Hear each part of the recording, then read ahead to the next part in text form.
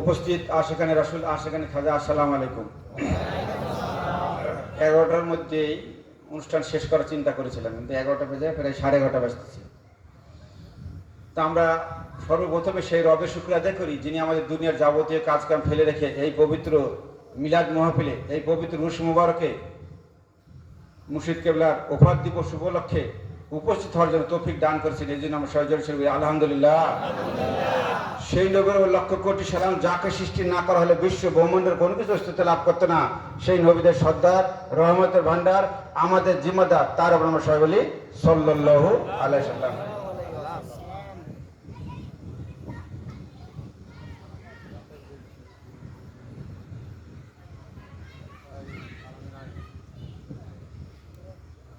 সর্বপ্রথমে আমি মুর্শিদ কেবলা চরণ লক্ষ কোটি চুম্বন দিয়ে সামনে বসে আশিকানে খাজা, আশিকানে রাসূল, আবারও কালির সালাম, আসসালামু আলাইকুম ওয়া রাহমাতুল্লাহ। আজকে অনেকক্ষণ থেকে অনেক আলোচনা হচ্ছে, আপনার আলোচনা অনেক শুনেছেন। আমি অত কিছু বলবো, অল্প কয়েক মিনিট কথা বলে শেষ করে দেব। আপনাদের মনোযোগ কামনা করতেছি।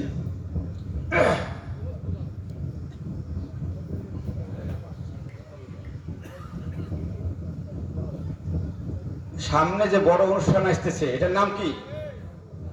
এটার নাম কি? ঈদুল আজহা, কুরবানির ঈদ। এটা কি আনন্দের ঈদ না ত্যাগের ঈদ? ত্যাগের ঈদ, ত্যাগের ঈদ। আর এই ত্যাগের ঈদটা দেখেন, আমরা কি করছি যে মুর্শিদের ওফাত দিবস উপলক্ষে বাড়িতে গরু কিনবো, খাসি কিনবো, মোষ কিনবো, আনন্দ করবো, ধুয়ে আমরা সবাই এখানে আসছি, করছি না? ত্যাগ করে আসছি না? ত্যাগের সাথে ত্যাগ মিলছে না, মিলছে না? তাহলে আমরা ত্যাগ করে আসতেছি। তো আমি এক জায়গায় শুনলাম যে কুরবানি কি, তো বলছে কুরবানি কি তোমার দাঁত ঠিক আছে কিনা, কুরবানি কি দাঁত ঠিক আছে কিনা, কুরবানি কি নেজ ঠিক আছে কিনা, কুরবানি কি কান ঠিক আছে কিনা। আরে গরু মোষের কান ঠিক দিয়ে কি হবে যদি আমার কান না ঠিক আছে? আল্লাহ আমার কান দিয়েছে, দেয়নি? আমার দাঁত দিয়েছে, দেয়নি? আমার মুখ দিয়েছে, হাত দিয়েছে, পা দিয়েছে। আল্লাহ বলছে তোমাকে যে আমানত দিয়েছি সে আমানতের খেয়ানত করো না, কি তাই না? আবার আল্লাহ বলছে ফাকতুব আনফুসিকুম যালিকা খায়রুল লাকুম ইন কুনতুম তা'লামুন, তোমরা তোমার নফসের কুরবানি করো, এটা তোমাদের জন্য কল্যাণকর যদি তোমরা বুঝতে। তাহলে আমার নফসকে কুরবানি দিতে হবে। কিন্তু আমরা দেখে আল্লাহ কত সুন্দর সিস্টেম করে গরু ছাগলের কুরবানির ব্যবস্থা করলো, কিন্তু আমরা যে এর সঙ্গে যে আমার ভিতরে যে পশুটাকে কুরবানি দেবো সেটার কিন্তু চিন্তা কে করি না। করে কি দেখেন, গরুর বলছে দাঁত উঠেছে কিনা, দাঁত উঠেছিল যদি তাহলে তার বয়স হয়েছে, তাই না? তাহলে দাঁত দেখতে হয়, দাঁত ঠিক আছে কিনা, কি তাই না? তাহলে গরুর দাঁত দেখবেন, আর আপনার এই দাঁত গাঁজা, মদ, তাড়ি, সিগারেট, বিড়ি খেয়ে ডাক ডাক করে খারাপ করে ফেলবেন। গরুর দাঁত ঠিক থাকলো আর আপনার দাঁত কি এলো, নষ্ট হয়ে গেল, তাহলে আপনার কি কোরবানি হবে? তারপরে কানে আসেন, কান কাটা কিনা, কান ফাটা কিনা দেখার কথা হয়নি? আর এই কান দেখেছি বুকটা ফাটা যায়, কি যেন বন্ধু কি বলে কাকা, বন্ধু যখন বউ লইয়া যায় বুকটা ফাটা যায়, এরকম করে গান আছে না? তারপরে আবল তাবল অনেক কথা আছে, আবল তাবল অনেক গান আছে। আমরা এই কান দিয়ে আবল তাবল শুনছি, কিন্তু দেখছি গরুর কান ঠিক আছে কিনা। তারপরে আসেন হাত পা, এই হাত দিয়ে কত জনাকে অন্যায় করে মারতেছি, কত জনের অন্যায় করে জিনিস চুরি করে নিচ্ছি, কত জনার অন্যায় করতেছি। আর নিয়ে এসে গরুর পা ঠিক আছে, লেজ ঠিক আছে কিনা দেখছি, দেখে জবাই দিচ্ছি গরুকে, ছাগলকে, উটকে, দুম্বাকে। অথচ আমার হাত ঠিক নাই, আমার পা ঠিক নাই, আমার অন্তর ঠিক নাই, তাহলে কি কুরবানি হবে? তাহলে এখানে বুঝেন যে নফস কুরবানি দেওয়ার কথা আছে। নফস আপনার দেহের ভিতরে, আমার দেহের ভিতরে নফস আছে, এই নফসের যে খারাপ খায়েশ আছে, এই খায়েশগুলোকে জবাব দিতে হবে, তাই না? বলছে তুমি তোমার ভিতরে, আল্লাহ কোরআনে বলছে যে তোমরা যে পশুটিকে কোরবানি দেবা সেটাকে মালা পরাও, তাই না? শোনেননি?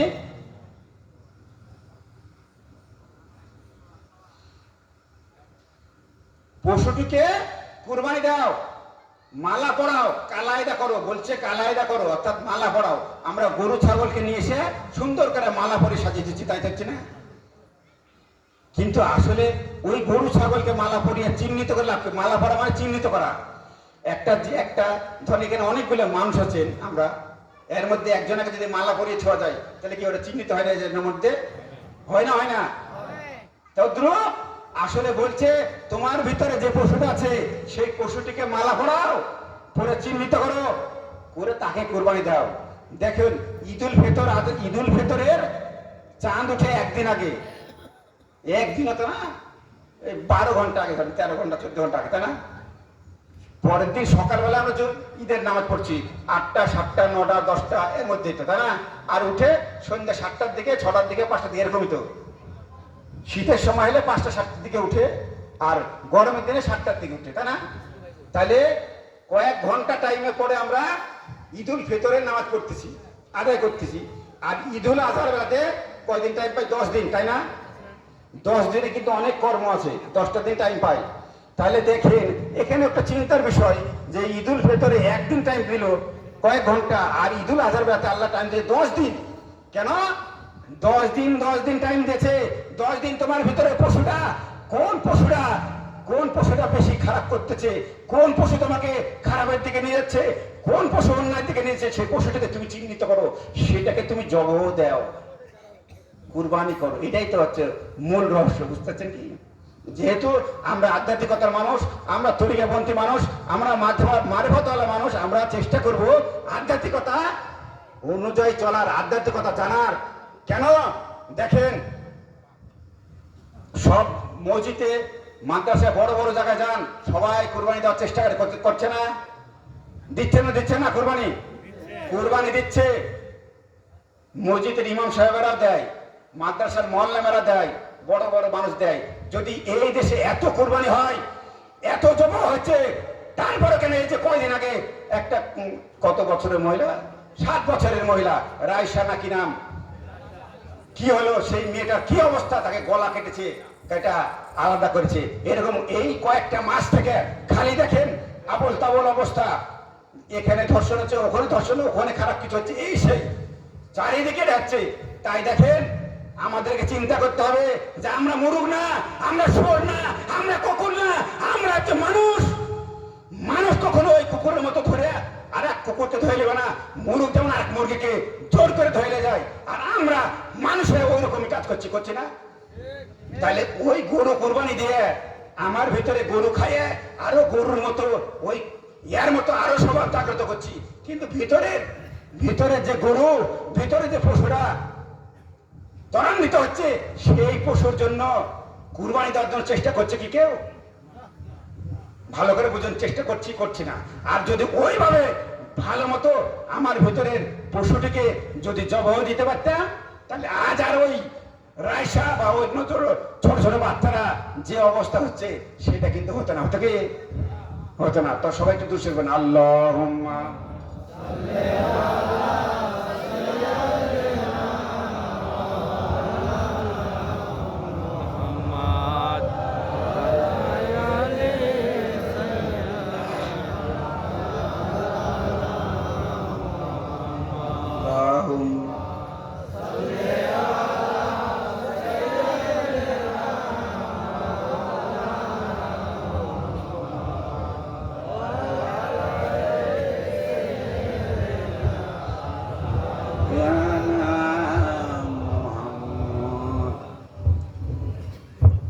এমনও ঘটনা ঘটছে, মসজিদের ইমাম সাহেব অকাম করে ফেলছে, হচ্ছে না? মাদ্রাসার মাস্টাররা, মাদ্রাসার হুজুরেরা অকাম করে ফেলছে, হচ্ছে না? অনেক মানুষ করে ফেলছে। কেন? যে ওই যে লোক দেখানো কুরবানি দিচ্ছি, লোক দেখানো নামাজ আদায় করছি, আল্লাহ সন্তুষ্টির জন্য আমরা করছি না। আল্লাহকে ভয় করে, আল্লাহর প্রতি ঈমান নিয়ে, আল্লাহর প্রতি ভালোবাসা নিয়ে যে করবো তা নাই। আল্লাহর প্রতি ভয় নিয়ে যদি নিজের ভিতরের এই পশুকে যদি জবাই দিতাম, তাহলে আজ আর আমাদের দ্বারা এই অপকর্ম হতো না। তাই আমি আপনাদেরকে আজকে এই ভেদটা বলতে চাচ্ছি যে আপনার যেহেতু আপন মুর্শিদের দরবারে এসেছেন, এই মুর্শিদের দরবার থেকে আজকে এখনো হয়তো সামনে আর 2 দিনের পরে 3 দিনের দিন কুরবানি, এই 2-3টে দিন আছে, আপনার ভেতরে যে পশুটি আপনাকে চালাচ্ছে, যে পশুটি বেশি আকর্ষণ করছে, যে পশুটি আপনার খারাপ দিকে নিয়ে যাচ্ছে, সেটাকে চিহ্নিত করেন। চিহ্নিত করে গরু, ছাগল, উট, দুম্বা জবাই দিবে, ওই আপনার ওই পশু জবাই দিবেন, তার সঙ্গে সঙ্গে আপনার নিজের ভিতরে পশুটিকে জবাই দিবেন। আল্লাহকে বলবেন, আল্লাহ আমি এই পশু জবাই দিলাম, তার সঙ্গে সঙ্গে আমার ভিতরে এই যে মিথ্যা কথা বলা, কাম, ক্রোধ, লোভ, এই যে সবগুলো আছে, এর মধ্যে আমি এই জিনিসটা এবার তোমার নামে উচ্চারণ করলাম, এই কাজ আমি আর কোনোদিন এই খারাপ কাজ আর করবো না, করবো না, করবো না। এইভাবে দেন তো দেখি খারাপ কাজ হয় কি করে। কিন্তু আমরা কয়জন করতেছি? আমরা এইভাবে চিন্তাই করি না। দেখেন কুরবানিতে গরু ছাগল জবাই দেওয়ার পর কি হয়? গোস্ত বিলিয়ে দেওয়া। কি হচ্ছে এখন? বিলিয়ে না দেয়া গোস্ত মানুষকে না দিই না, কি করে? আমার বাড়িতে যে বড় ফকির আছে, বড় ফকির, ফকির লোড করতে, সেটা কি জানে? ফিরিজ ফকির। ফিরিজ ফকির লোড করে থাকে, বাইরের কোনো গরিব মিসকিনেরা পায় না। আমাদের এই যে জবাই দেওয়া যে গোস্তটা বিলি করবো, সেটাও করতেছি না। তা আমাদের পরিস্থিতি এত খারাপের দিক চলে যাচ্ছে, যত দিন যাচ্ছে তত খারাপের দিক চলে যাচ্ছে।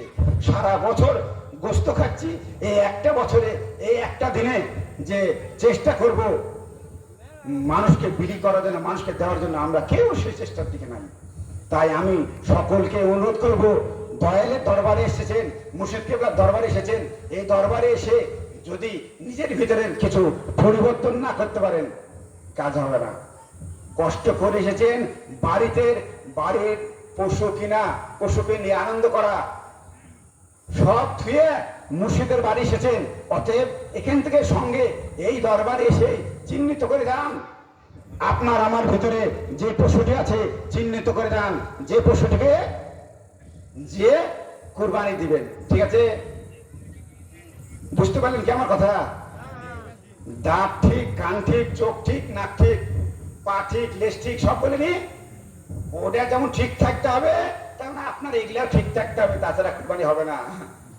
গাজার দম মেরে দাঁতকে কালো করছেন, মানুষকে খারাপ কথা বলে মুখ কালো করে ফেলছেন, মুখের ফেস ঠিক থাকছে না, মানুষকে অন্যায় কথা বলে নিজের ভিতর ঠিক থাকছে না, তাহলে আপনার কুরবানি হবে কি দিয়ে? তাই আমি বলতেছি বারবার এই কথাটা, যে এমন একটা ত্যাগ, এমন একটা মহিমা, এই ত্যাগের ঈদ আল্লাহর নৈকট্য লাভের জন্য, আল্লাহর নৈকট্য লাভের জন্য আমাদের এত কিছু ত্যাগ। যদি আমরা নৈকট্য লাভ করতে চাই, তাহলে ত্যাগের মাধ্যমে যেতে হবে। কেন? যে আমার ভিতরে এতগুলো রিপু আছে, এতগুলো রিপু আছে, এই রিপু থেকে কাকে দিব? হ্যালো, এতগুলো যে ভিতরে রিপু আছে, এই রিপু গুলা দূর করতে হবে, ত্যাগ করতে হবে। ত্যাগ করলে তবেই আমরা আল্লাহর নৈকট্য লাভ করতে পারবো, কিন্তু ত্যাগ না করলে পারবো না। তাই আমি আপনাদেরকে বলছি কেন, যে আল্লাহ যখন আমাদেরকে পাঠালো, ছোট অবস্থাতে যখন আমরা থাকি, দেখেন তখন কি আমাদের দ্বারা কোনো খারাপ কিছু হয়? তখন কিন্তু খারাপ কিছু হয় না, আমাদের দ্বারা সবাই ভালো পায়, তাই না? কিন্তু যখনই বড় হয়ে যাচ্ছি, আমাদের দ্বারা অনেক খারাপ কিছু হয়ে যাচ্ছে। তাহলে এখানে বোঝার বিষয় আছে যে বড় হয়ে খারাপের দিকে যখন যাচ্ছি, তখনই আল্লাহ এইসব বিধানগুলা খরচ করেছে। 7 বছর বয়স পর্যন্ত তার নামাজ, রোজা, হজ, যাকাত কোনো কিছু বিধান খরচ আছে? 7 বছর থেকে বলছে তুমি নামাজের তাগিদ দাও, এবং 12 বছর বয়সে ফরজ তাকে আদায় করতে হবে, কি তাই না? কথা আমাকে বুঝতে পারছেন না? পাচ্ছেন না? তাহলে এখানে বুঝেন 12 বছরের পর আপনার ফরজ হলো, অর্থাৎ 12 বছরের পর আমার ভিতরে এই কাম, ক্রোধ, লোভ, মোহ, মদ, মাশ্চর্য, এই যে প্রবলগুলো ভিতরে আছে, এগুলো জাগ্রত হয়ে ওঠে। আর এই জন্য বলছে তুমি এগুলোকে ত্যাগ করে আসো, এইগুলোকে দূর করে আসো। আমার ভিতরে খারাপে ভরে গেছে, এগুলো থেকে দূর করে আসতে হবে। তাই আমি সকলকে অনুরোধ করব, আপনারা সকলে যেহেতু মুর্শিদ কেবলার দরবারে উপস্থিত হয়েছেন, অনেক কষ্ট করে অনেক দূর থেকে এসেছেন, চেষ্টা করেন নিজের ভিতরে যত খারাপ কিছু আছে ত্যাগ করেন। ত্যাগ করতে পারলেই কাজে লাগবে, আর যদি না পারেন তাহলে খালি গোস্ত খাওয়া হবে। তাই তো দেখেন আল্লাহ বলছে, তোমাদের কুরবানি দেওয়া রক্ত, মাংস, চামড়া এটা আমার কাছে পৌঁছায় না, পৌঁছায় তোমাদের কি? তাকওয়া। আমার ভিতরে তাকওয়াটা পৌঁছায়। তাহলে এটা বুঝলেন তো, রক্ত মাংস কিছু পৌঁছায় না, তাকওয়া পৌঁছায়। অতএব এই ভিতরকে পবিত্র করা লাগবে। ভিতর পবিত্র ছাড়া আমার দ্বারা কেউ নিরাপদ হবে না। ওই ছোট 4 বছরের বাচ্চা নিরাপদ হচ্ছে না, 2 বছরের বাচ্চা নিরাপদ হচ্ছে না। কেন? যে আমার ভিতরকে আমি পবিত্র করতে পারছি না, আমার ভিতরকে আমি ঠিক করতে পারছি না, এই জন্য এই অবস্থা। তাই আমি সকলকে অনুরোধ করব, আমরা যেন আমাদের ভিতরকে পবিত্র করতে পারি। আল্লাহ যে কুরবানি দিয়েছে, এই কুরবানিতে যে পশু কুরবানি দিতে হবে, সেই পশুকে কুরবানি দিয়ে আমরা একজন খাঁটি মানুষ, আল্লাহর প্রিয় বান্দা হয়ে আমরা সকলে যেন কবরে যেতে পারি। সকলে জোরে বলুন আমিন। আর আজকে আপনারা জানেন, আমরা সবাই আমার মুর্শিদ কেবলার ওফাত দিবস উপলক্ষে আমরা এখানে উপস্থিত হয়েছি। আজকে আরবির মধ্যে আজকে 5টি বছর হয়ে গেল আমাদের মুর্শিদ কেবলা চলে যায়, 5টি বছর, পঞ্চমতম দিন, পঞ্চম বছর। আর দিন হিসেবে হচ্ছে 1772তম দিন। আজকে হচ্ছে 1772তম দিন। তো আমরা আজকের দিনে উপস্থিত হয়েছি, আমরা যেন প্রত্যেক বছরেই এই পবিত্র উরুস মোবারকে আসতে পারি এবং আল্লাহর দেওয়া বিধান কর্ম যেন সকলেই পালন করতে পারি। সকলে জোরে বলেন আমিন। হযরত মুহাম্মদ সাল্লাল্লাহু আলাইহি ওয়াসাল্লাম বাড়ি যাওয়ার মক্কায় পায়দা, উসনুসে শাহজাহান পায়দা, উসনুসকে